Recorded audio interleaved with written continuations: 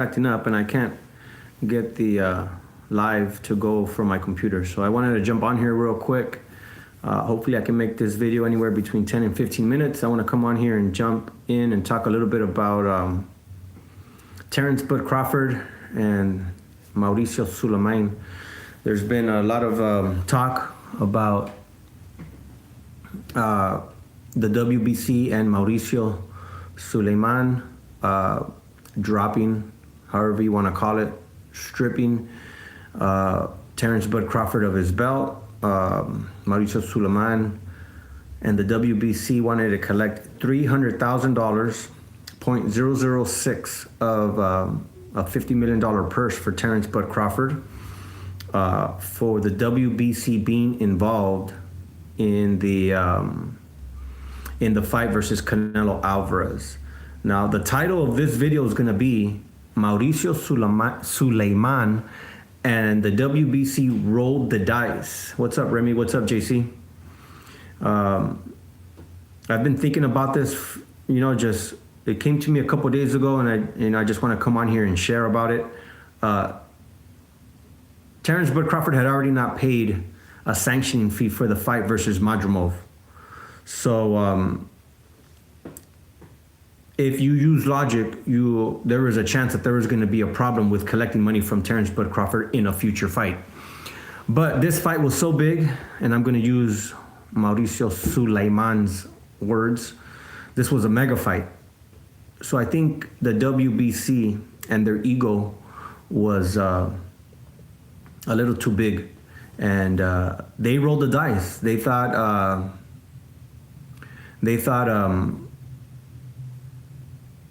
Canelo Alvarez was going to win. They rolled with the percentages, and there was a chance that they would collect their money from Canelo, and they wouldn't have to deal with this but Terence Bud Crawford. But Terence Bud Crawford shocked everyone, moved up 2 weight classes from 154 to 160 to 168, and upset the favorite Canelo Alvarez. So now Terence Bud Crawford, from his video, let us know that the 4 sanctioning bodies had already agreed to a certain amount, and the other 3 stayed with that amount, and the one that changed the amount and moved it to 300,000 was the WBC. Mauricio Sulaiman says that his company is a nonprofit. I don't know if the nonprofits in Mexico have to follow the rules, but here in the US, if you're a 501c3, a certain part of your books have to be transparent. A certain amount of your executives' pay have to be disclosed. You have to disclose how much money you're giving to those that cannot afford your services. Those are some of the things that happen here locally in San Diego. I'm sure they happen in all the nonprofits. Now, when you hear the word nonprofit, and I was guilty of this when I first got involved with nonprofits, you think that there's no profit, and that is very far from the truth. There's millions and millions of dollars being made, and yes, not a single entity, not a single person reaps the benefits from a nonprofit. Well, in this case, we'll find out more. But here locally, with the nonprofit that I have tons of experience with, yes, it can get out of control. Yes, bonuses can be given away.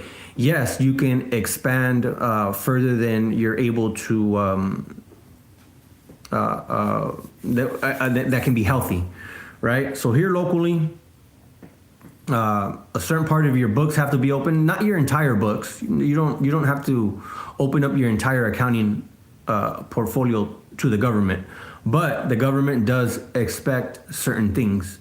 Now, I don't know if the nonprofit is registered in the US or if it's registered in Mexico City. Mauricio Sulaiman's office is in Mexico City. So I don't know if those rules apply. All right. Yesterday, D-Style and Joe Habib have done some really good research.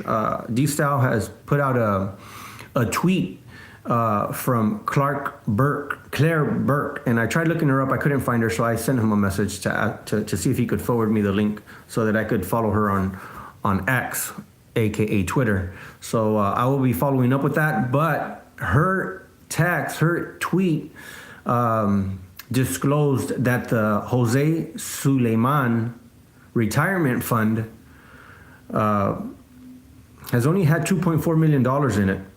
And I believe 1.2 million came from a single event in 2019. So it creates a red flag for this amount that Mauricio Sulaiman is saying that out of the 300,000, what did he say? 275,000 were going to go to the Jose Sulaiman retirement fund for fighters that are struggling with healthcare, struggling with where to live, where to eat, with medical services, all the things that come with being a retired boxing fighter. That's a huge red flag. If the account since 2013 has only had $2.4 million in it, it seems a little absurd. It doesn't. The numbers aren't mathing, is how we say it here. The math ain't mathing, and 275,000 out of the 300 going to this account. Well, that doesn't comply with the numbers that Claire Burke came out with. So yesterday it also came out. I don't know whether I was watching Joe Habib's live or some of D-Style's research. But it came out that back in 2015, 2016, whenever Cotto fought Canelo Alvarez, Mauricio Sulaiman and the WBC also requested the same amount, $300,000. And Miguel Cotto came back with an offer of $125,000, and Mauricio Sulaiman and the WBC refused it. So Cotto was not going to fight for the WBC belt. That was 10 years ago. Just to put a little bit into context, a lot of people are saying, $300,000, that's a house. Well, that's a house maybe in Texas or maybe somewhere in the Midwest, but where we live here in Southern California, we have some of the highest taxes, we have some of the highest property values, and $300,000, just to put things in a little bit of context, I bought a 2-bedroom, 2-condo over 10 years ago. I don't live in that home anymore, but that $300,000 back in 2013, 2012, 2013 could buy you a 2-bedroom, 2.5-bath condo, not a home, a condo. So just to put things into perspective, that's a lot of money. And 0.006, they normally charge 3%, which would have been $1.5 million out of his $50 million purse. So Mauricio says, "Oh, we're gonna the way he words it, we're gonna cut you a deal. We're not gonna charge you the full 3%. We're gonna charge you 0.006, which is."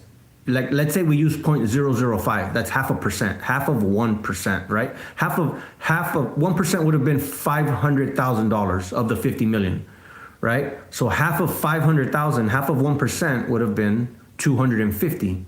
So, 250.006. You moved it up another 0.001. That's how we come up with the 300,000. So, my advice, because I've been doing my own research. I've always been interested in 501c3s. It's something that I do here locally. I like to know who's in my community. I like to know who's helping my community, and the Y in San Diego County does a lot of good work.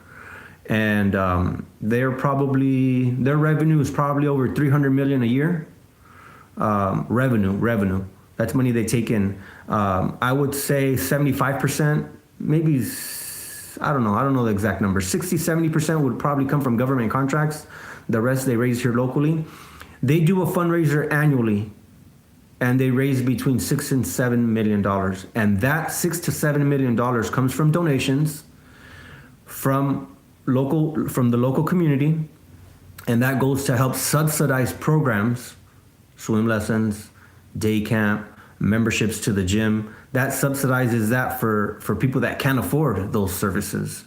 So so when Mauricio Suleiman throws the word nonprofit around, yeah, you're gonna have people start to ask questions. My advice to him is to at this point do damage control. Don't do any more interviews. The more you talk, Mauricio, the more you have to cover up. The more interviews you give, the more lies you have to give in order to cover other lies. So I guess your chief legal counsel, your vice president, Alberto Leon, I would tell your president, you know, let's stay under the radar for the next 2 to 3 months. And the executive special counsel, Robert Lenhart, he's from the U.S. Let's work on damage control, Mauricio. Let's no longer get in front of the camera. Let's fly under the radar. There's any big fights, we'll send other board of governors to the fights. He doesn't have to be in the ring giving out the WBC belt. We can leave that to people like Jill Diamond. Jill Diamond, I've always wondered who she was. Now that we've recently been doing a little bit more digging and a little bit more research, yeah, she's on the board of governors, Jill Diamond, and she's usually in the ring here in the U.S. Not the big fights, because Mauricio saves that for himself. But Jill Diamond will hand the belt to the lower weights, you know, the featherweights, the superflies. Mauricio doesn't get flown around the world all the time. He can afford with this money to fly some of his board of governors. What else did we want to talk about today? I want to make this video clear. Mauricio, I have nothing against you. I don't know you personally. There's a chance we will never meet each other. I'm pretty sure you're a family man. I'm a family man. But you've said some things and people are going to hold you accountable to those things, you know? And D-Style had a guest on his show yesterday, Ryan O'Hara, I believe is his name. And he said he met you. He said he met you a few years ago at a boxing event and you introduced your kids to him. And you said, these are the men that will be running the WBC soon after I retire. We have a name for that here in the US. We call that nepotism. Mauricio, you didn't say the best person for the job is going to run the company. The best person suited for the company is going to run it. The best person to move the company into the next decade will be the best person fit to run the company. No, you said my children, these two young men, and you introduced them to Ryan O'Hara, and that has a name here in the US. I'm sure it has a name in Mexico as well, but we call that nepotism. And that means you put your family in positions in your company, in positions of power, or sometimes in the position of your own, which is president. So, yeah. So Mr. Alberto Leon, I have it here, Alberto Leon and Robert Lenhart on your organization chart. Ask your president to do a little bit of damage control and stop doing interviews for a while. Maybe it'll go away. Maybe he won't get caught in what seems to be a cover-up. But I have nothing against him. I'm pretty sure, you know.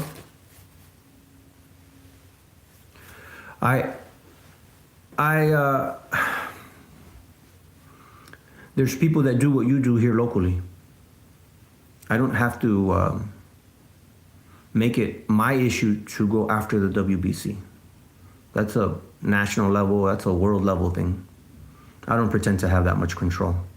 I live here in San Diego. I do my best to do the best that I could in my circle of influence, first in my home and then in my community. And if so be, then in my city. So Mauricio, I don't have anything against you. I wish you nothing but the best. Just like you wish Terence Crawford the best, right? But, you know, when you meet people out at boxing events and you tell them these are the people that are going to be running the WBC in a few years, and they happen to be your children, that could be a problem. That could be a problem. There's a chance you might not see it right now. Why? Because your dad handed the company down to you. So you just want to do the honorable thing, right? You want to do what your dad did for you, you want to do for your children, which is create generational wealth, right? We all kind of want that, right? Nothing wrong with that. But when you say you run a nonprofit here in the U.S., and I'm pretty sure your company's not registered in the U.S. I'm pretty sure your nonprofit's registered in Mexico. So I don't know the rules in Mexico. I don't know. I don't live in Mexico, and I don't have experience with nonprofits in Mexico. My experience is with nonprofits here in the U.S., specifically here in San Diego, specifically with a 501c3 status. And here, nepotism is a problem. And transparency can also lead, not having transparency could lead to problems. So thank you to Joe Habib. Thank you for your live yesterday. Unfortunately, I'm not that technologically advanced. I wish I could be a little bit better with the technology where I can stream, I can invite people, I can split screen. I could do, you know, I made a promise last time I came on here that I would do some research into learning how to share my screen from my computer. and I Googled it and I watched a couple videos on it, and it looks like it's a 10-15 step process, and I'm gonna have to ask somebody for help to try to do that, because I would love to bring the screen in and show you some of the data entry that I have on RGBA and some of the stuff that I have on nonprofits and how all that works. But unfortunately, I'm not there. But it doesn't mean that I can't get it done in the future. So Terence Bud Crawford, thank you for holding your ground. Thank you for being who you are. Thank you for being a champion. Regardless of whether the green and gold belt is around your waist, I recognize you as my world champion. Mauricio, I don't know you. I don't hold anything against you. But obviously there's some red flags going on. So if your two legal counsel were smart, I would do a little bit of damage control, not do interviews for the next 2 to 3 months, and then and we'll see where that lands you. But for everybody who joined me, JC, Remy, Rai, King Garcia, thank you for being here. Thank you for listening to me, and talk to you soon.